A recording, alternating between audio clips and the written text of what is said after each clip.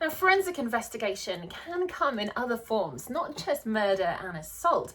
And today we're going to take a dive into the world of sport, and specifically football. Joining me on Bedroom Forensics is Declan Hill. You may know him from one of his many books about the undercover world of football fixing.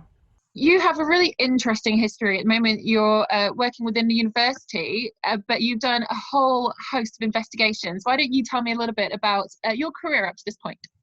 Sure. I am passionate about investigations, and I was an investigative journalist for a long time with both Canadian, American, and British television and various newspapers as a freelancer, including the Iraq War. But the pivotal moment in my career was in a Moscow restaurant in the late 90s when I met the man who was then identified by U.S. Congress and the Federal Bureau of Investigations, the FBI, as, quote, the head of the Russian Mafia. And I was there working on the team that did a documentary between the links between the Russian mafias, the Russian godfathers, and key star players in what's called the National Hockey League. And that's an ice hockey sports league in America, but it's basically the religion in Canada. I mean, it's bigger than the Premier League in England in terms of the psyche and soul. And a number of the key players, I mean, really big stars, Russian stars, were linked professionally and personally with Russian godfathers. And so one of the most prominent ones was this guy. And we were talking and, having dinner, after the interview. And I was kind of stuck for conversation because, like, what do you say to the head of the Russian mafia? And so I was like, so I guess you like hockey? And he's like, yeah, I like hockey, but I love football. And he started talking about being at the World Cup final, Alex, which was in 1994, was in America. It was in the Rose Bowl in Pasadena. And he wasn't just in the final, like tens of thousands of other people waving a scarf and stuff. He was in the VVIP box, a very, very important person's box. And there's only 300, and Hillary Clinton and Al Gore and Pele, the great Brazilian star, was there, and he was there. But he wasn't just in that box. He was in the front row of the box. The then president of FIFA, a guy named João Havelange, was there. There was the guy who was going to take over, a guy named Sepp Blatter, the president of the Russian, and this guy. And so I had two thoughts in my mind, Alex. One is I really hope I get out of this restaurant in Moscow alive. And two, if I do, I want to know, what is this man doing at the very epicenter of world sport? Because as you know, and all our British listeners and viewers know, the World Cup final is the world's biggest sporting event. I mean, it never gets bigger than that. Even the Olympics, 100 meters dash, the Super Bowl in America, whatever sporting event is nothing compared to that final. I mean, billions of people watch it. And he's at the center.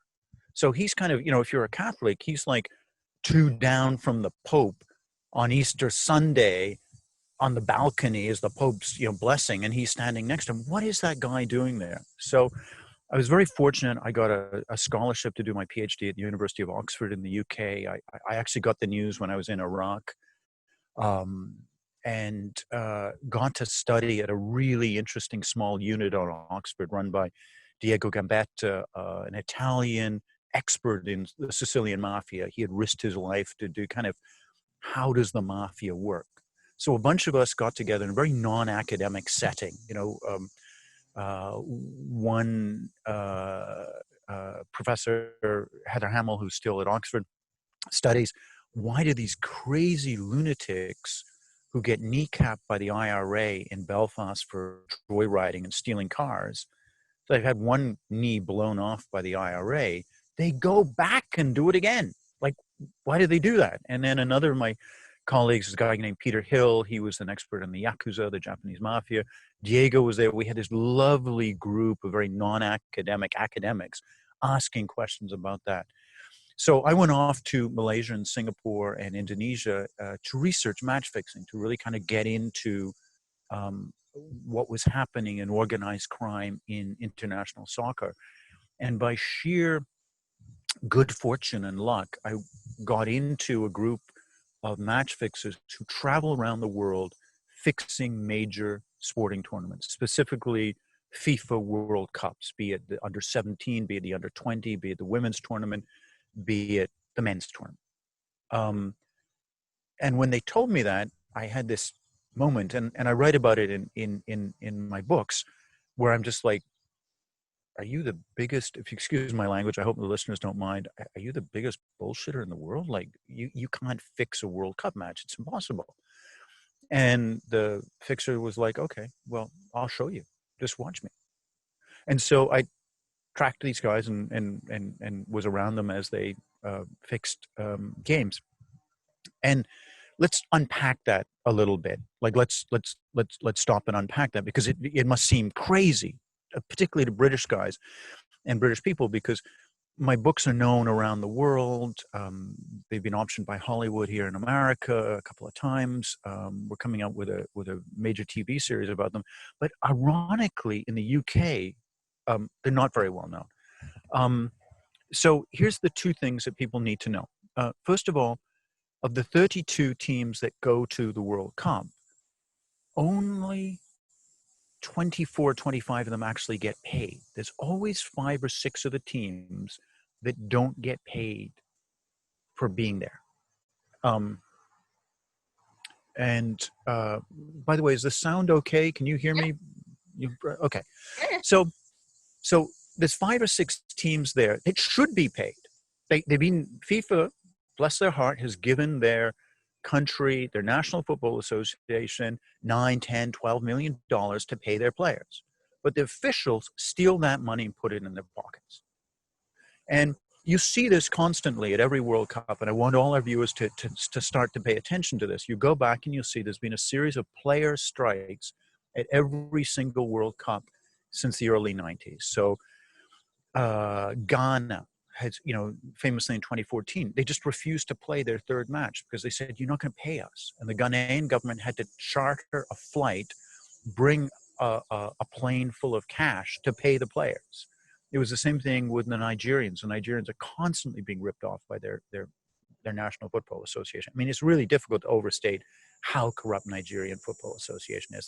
There's a long track record of players having to pay the coaches to put them on the national team. I mean, it starts there and just goes even worse. Cameroon, most of the sub-Saharan African teams suffer hugely from corruption. So what the fixers were doing was they were going to these sub-Saharan African teams and some of the teams from Eastern Europe, the former Soviet countries, which also have the same, being ripped off by their football associations, and saying, look, you're going to lose to Brazil, you're going to lose to Italy, you're going to lose to these big teams. You play those first 2 games in that opening round as well as you want, but give us 1 game. Or you know what, even just give us 1 half. And you'll go home. Your biggest problem is going home with all this cash in your pocket. And that's more than you'll get from your football association. So I didn't believe it until I saw this in action, and I realized, wow, this is a serious problem.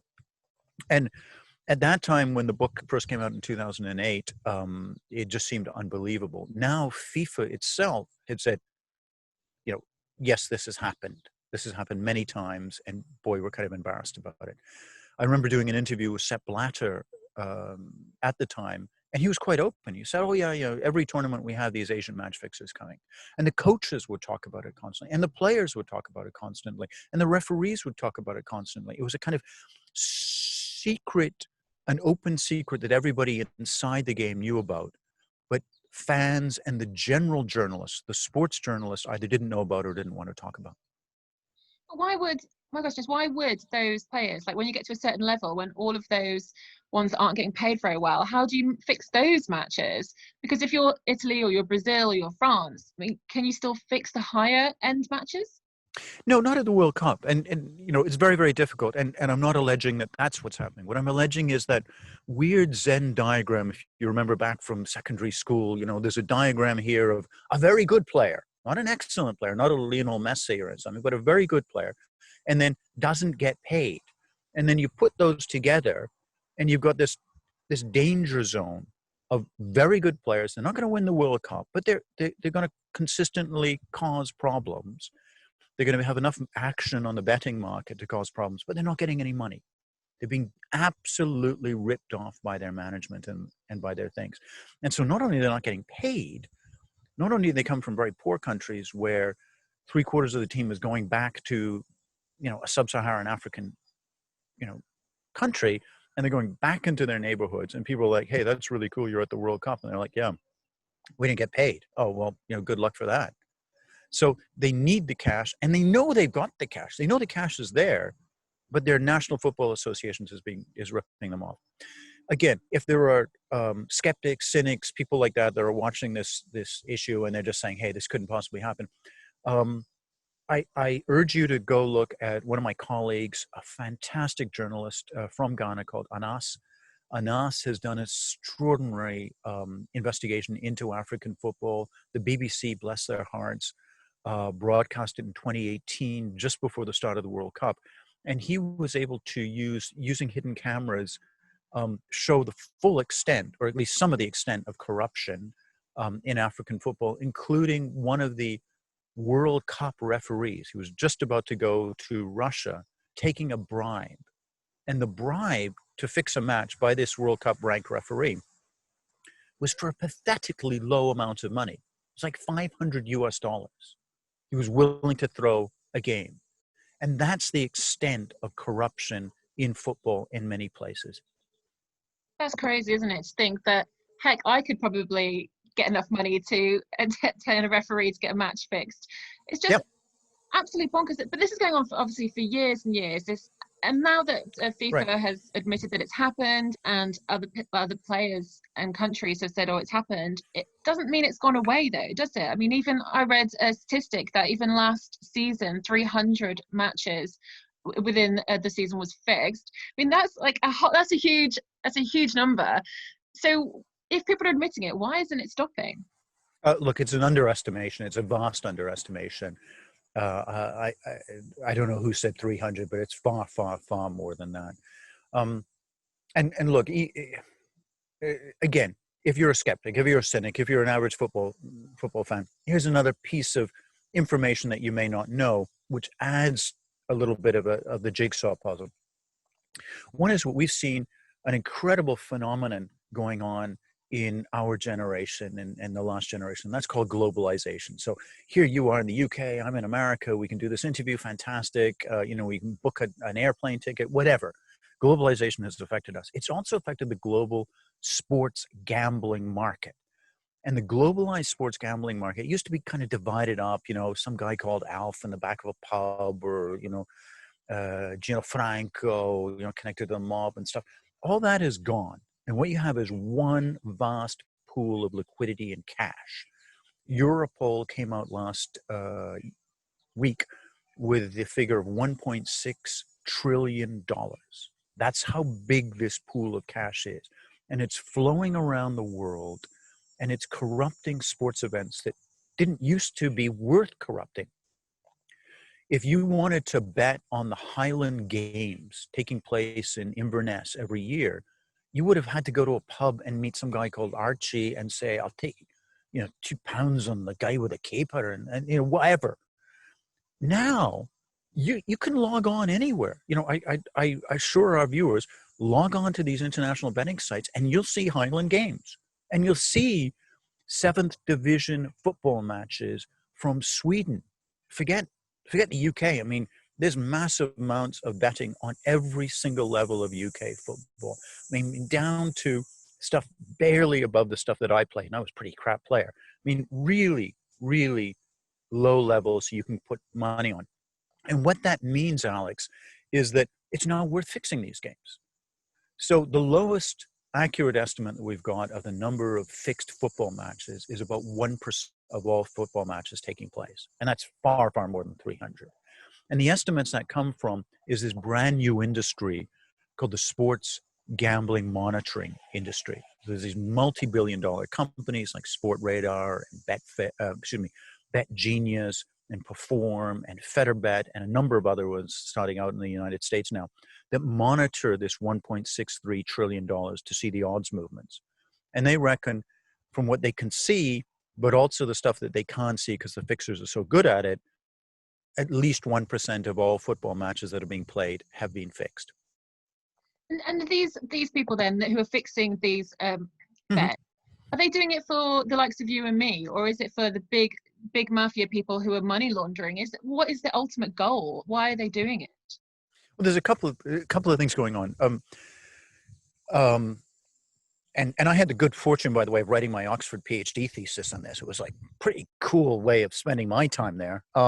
And as I mentioned, I've written a couple of books. One is, and if there are any academics looking at this and interested in the actual mechanisms and statistics behind fixing, take a look at my second book, which is The Insider's Guide to Match Fixing, because I break it down statistically and I show how they're doing it and what they're doing. First of all, there's always been a lot of fixing in some leagues. So it's so bad, for example, in Italy, that many of the big European bookmakers just suspend betting on the final 2 or 3 weeks in the Spanish and Italian leagues. They're just like, you know what? We know those guys are doing arrangements. We know the club owners, in many cases in Italy, are just saying, hey, the last 2 or 3 games are gimmies. Like we're just gonna sell our points or buy points to avoid relegation or win the championship. And most European bookmakers know that, and they suspend betting on that. So there's always been that kind of low-level corruption in many leagues around the world. There was even that kind of corruption in English football in the 1950s and 60s until they did away with minimum wage. Again, in my first book, I go into that. I went back and interviewed many of the players from the 1950s, and they were quite open about it. In fact, one of my heroes, a guy named Harry Gregg, who many of our viewers will know as the hero of the Munich air crash, the Manchester United goalkeeper who was playing for the Busby Babes, and he ran back inside that burning plane and pulled out Dennis Fawcett, and he pulled out Bobby Charlton, and he pulled out a baby and their mom and 2 other people. He, 2 years later at Old Trafford, went to Matt Busby and saying, there's fixing going on in this team. And he wrote about it and he talked to me about it, and it was very, very clear that it was going on. So that was the extent of fixing going on in English football in the 1950s and early 60s. That even the top team in the country, Manchester United, there was a group of players that were fixed at that level. Now what's happened is, along with that kind of arrangement fixing going on for relegation and promotion, is you've got this mass globalized sports gambling market.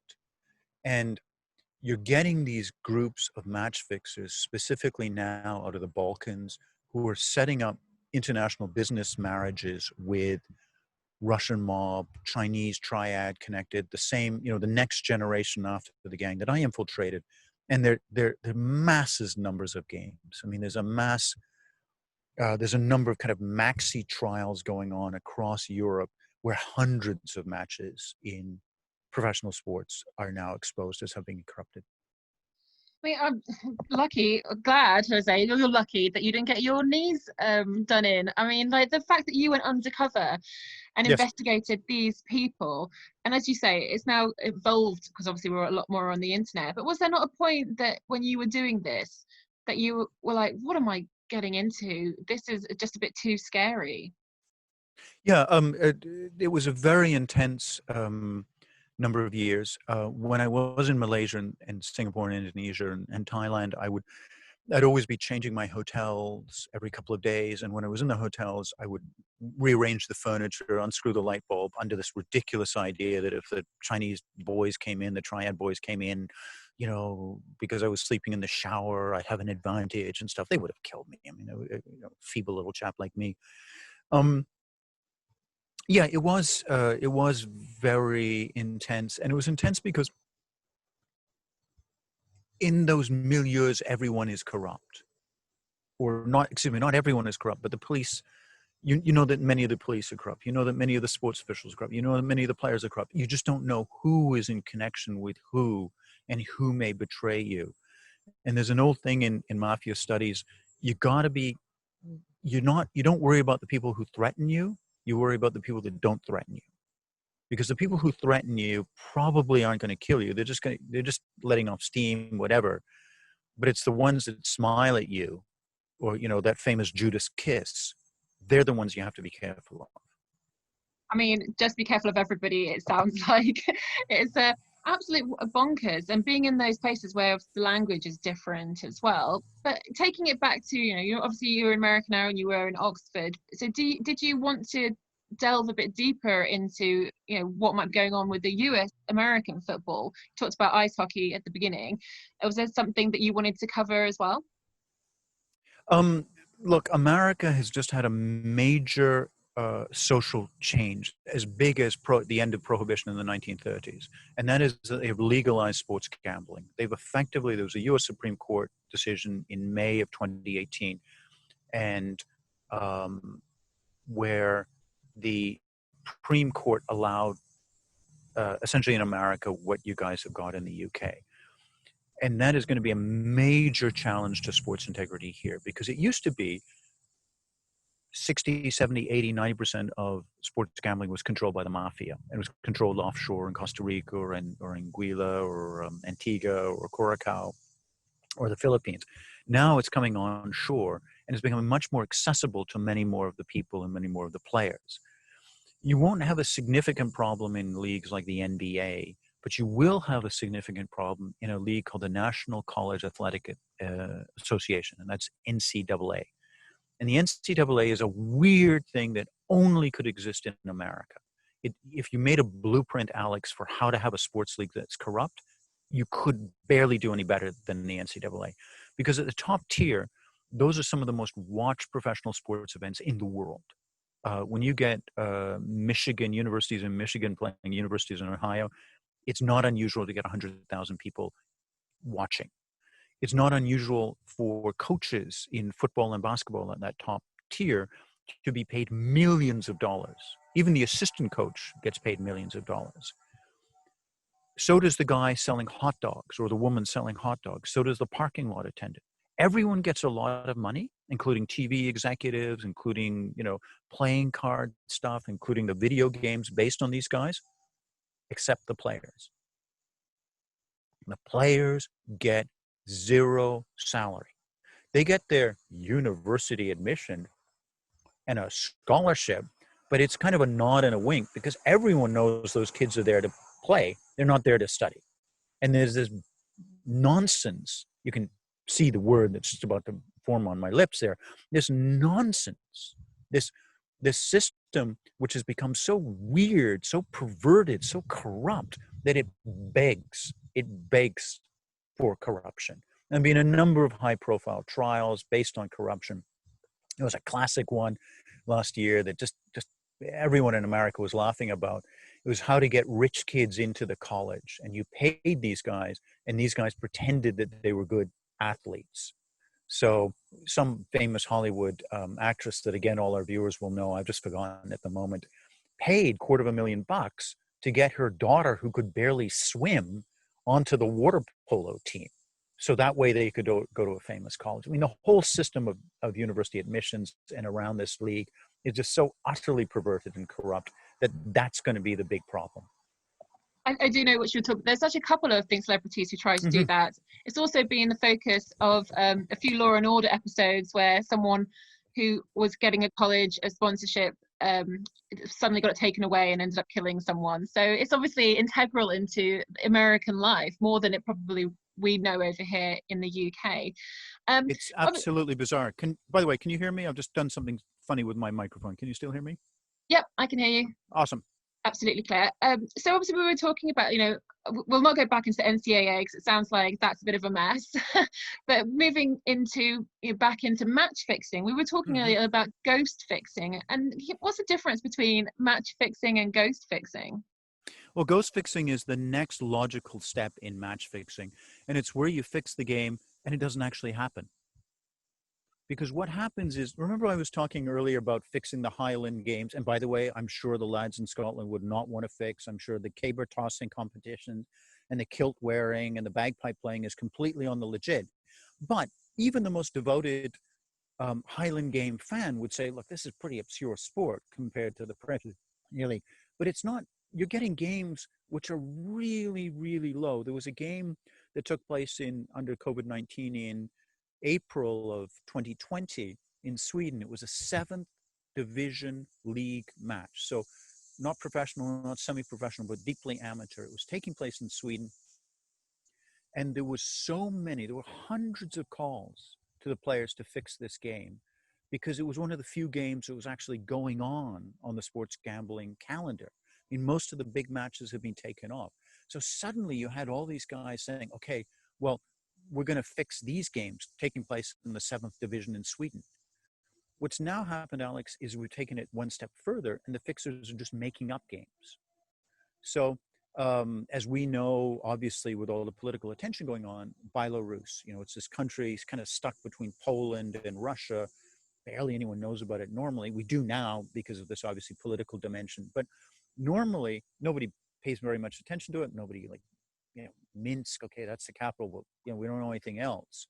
I'm sorry, I don't mean to be offensive in any way. It's just, I think even Belarusians would admit to this.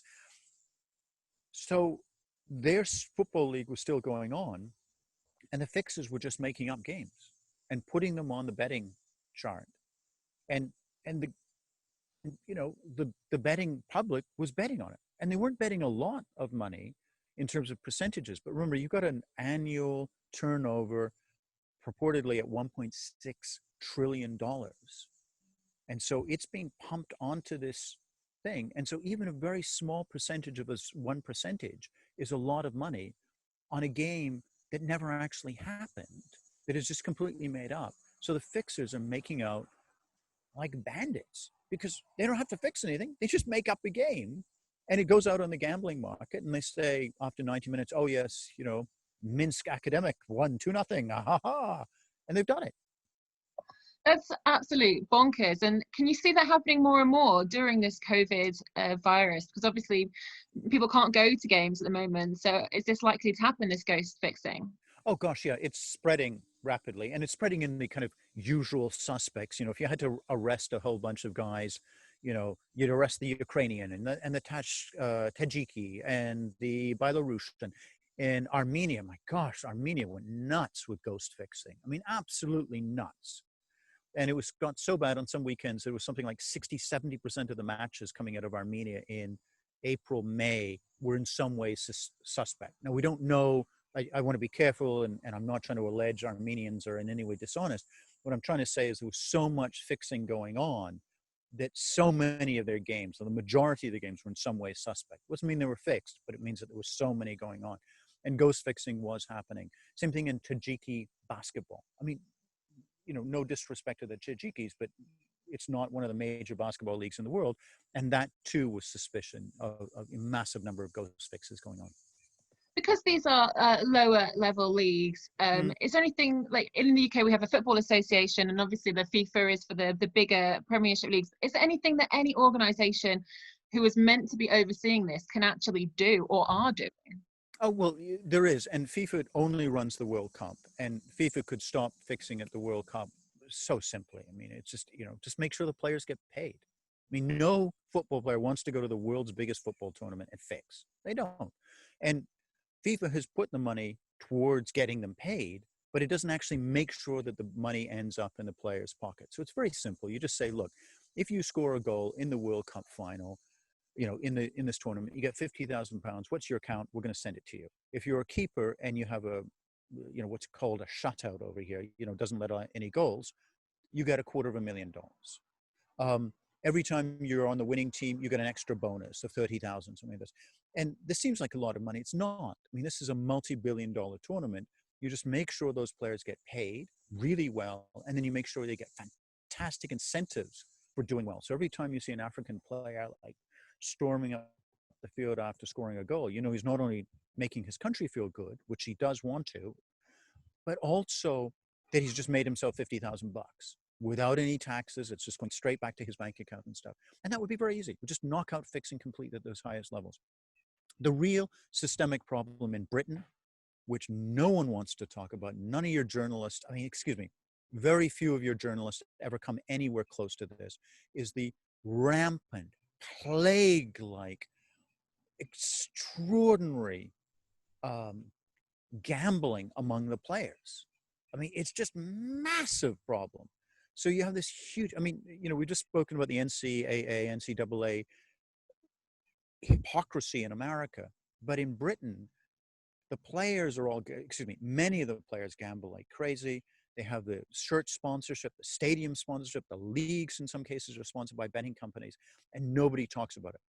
So Greg Dyke, the former Football Association chair, said, okay, we're going to ban all gambling among players. Well, look, that's great to write down, but until you put serious, substantive, really strong measures in place to cut out that culture of gambling, you're going to have problems. Do you think, though, that part of that problem with gambling, the systemic part of anybody gambling, is if you have too much money, you've got a lot of money, you weren't brought from money, you don't really know how money works, that you just want to chuck it out to something. So people who have become rich, like footballers or influencers or someone like that, they don't have anywhere to do with their money, so they're more easily swayed into gambling. Look, there's a couple of myths in that question. I get it often. And so let's really start by telling our viewers, one, most players don't get paid very well. The ones that you and I and most of our viewers follow, obviously Premier League players, Arsenal, Man U, Chelsea, they're but they're the rare 1% of the 1% who make that money. And they deserve it, by the way. I mean, they're extraordinarily talented young men and women who get that money. But most don't. So when you talk second division, third division, champions, whatever, even those guys don't make very much money. And they've got a tremendous amount of stress on it. I mean, you and I are doing this podcast, but we're not doing it in front of 60,000 people who are screaming at us, and people aren't going on on Twitter and saying what a jerk Hill is for wearing this shirt or whatever. We don't have the stress that those young people have. When you have an enormous amount of stress on you, if it's in combat, if it's in whatever, some situation you've got at work or whatever, you need to dissipate it. You need to have some way of dissipating it. They can't drink and can't do drugs. I mean, they can, and many of them do, but it makes their career much, much shorter. I mean, because they show up at training smelling of booze, or they're just not able to do the physical stuff that they can, and it's over. But they can log on to their computer and they can get into a gambling or gaming addiction and that's feeding that biochemical adrenaline rush that they have. And the issue of the really high paying players, I'm going to switch this answer back around to originally, which is you're saying these guys have a lot of money. The problem when you have a lot of money is the only way you get that biochemical adrenaline, that release of your stress, is if you spend a lot of money. And there have been notable cases in the UK of really high level players being in debt for hundreds of thousands, if not millions of pounds. That begs a number of questions. First of all, they're in debt for millions of pounds. It's not that they're made a bad bet. It's that they've run through all of their salary, all of their sponsorship money, all of their marketing, all of this stuff, and they're in debt. And two, who are they betting with that allow them to get into millions of pounds? I mean, they're talking about, I was going to phone up the bookie and place another bet. Well, really? Like who? Because there's all kinds of socially responsible gambling initiatives on the legitimate bookmakers, which would say, hey, mate, sorry, you're 7 million pounds in debt, or you're 2 million pounds in debt, or whatever. So there's a link there. There's an implied link there with organized crime, that these players have fallen into something. And again, this is an issue that British sports media in general, there's a few exceptions, but in general just doesn't want to talk about. Obviously, going to the organised crime because of the gambling, that was something we talked about at the beginning, the match fixing. Yes. And the Mafia.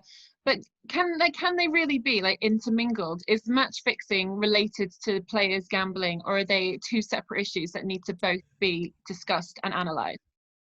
Look, when players gamble, they lose.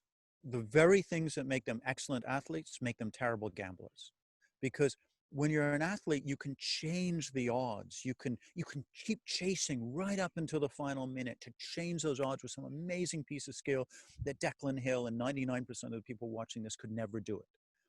But it makes them really bad gamblers, because that same kind of obsession, that same kind of like belief in themselves that they can change the odds in gambling, which is pure chance, it's pure probability theory, it's pure math nerds, makes them really bad.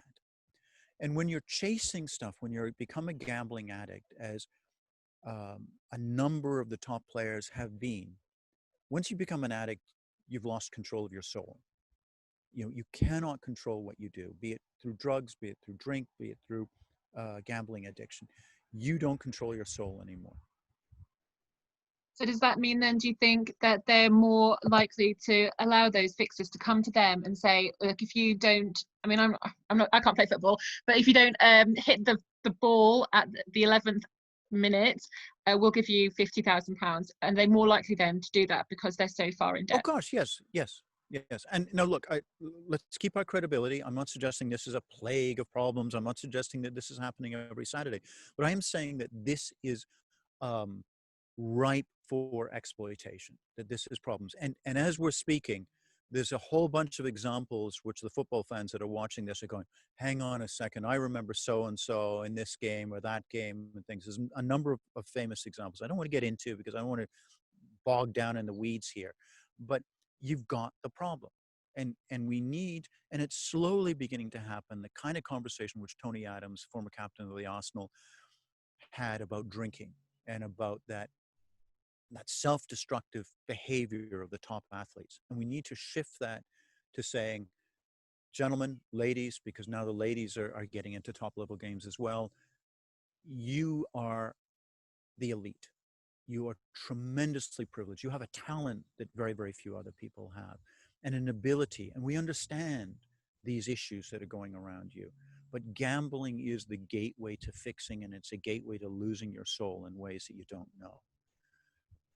I mean, I couldn't even imagine, as you rightly say, the pressure, the 60-odd thousand people, anybody watching you constantly.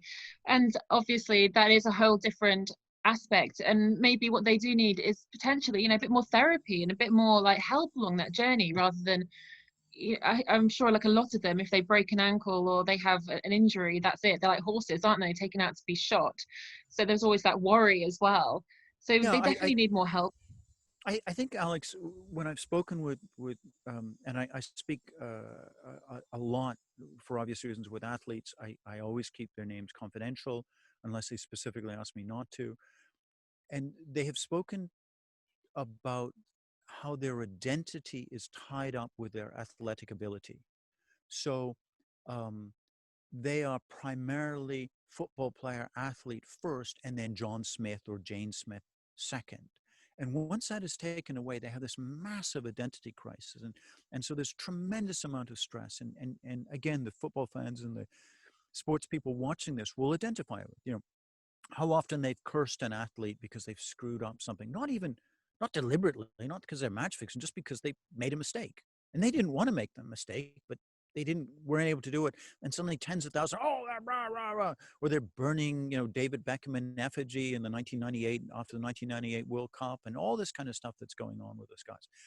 So that we're beginning to have conversations about mental health. We're beginning to have conversations about addiction, but the gambling culture specifically in football, but in many professional sports, really has to be taken out of the closet and discussed properly if we're going to stop the wave of match fixing that has happened across Asian sports, is happening across Eastern European sports. It's definitely happening in Africa and Latin America. It is lapping at the shores of the UK. The statistic you quoted earlier, 300, comes from Germany. We've had fixing in Austria, we've had fixing in Norway, Sweden, Finland, Denmark, France, many of these similar countries. The Netherlands, Scotland is going through problems. There's suspicious games happening in Ireland. We've got to address this in the UK as well. It seems like it's going to be a conversation for a lot of a wider audience. I think are really interested to see how this is going to go, especially in the COVID matches that we're going to come up with. Well, Declan, I'm going to leave it there because I think we've covered a lot. Thank you so much for joining me today. Thank you, Alex, for having me on, and thank you everyone for paying attention and listening to us. We really appreciate it. Thank you. Now, I hope you enjoyed that, and don't forget to subscribe to make sure that you get all of the latest episodes straight into your inbox.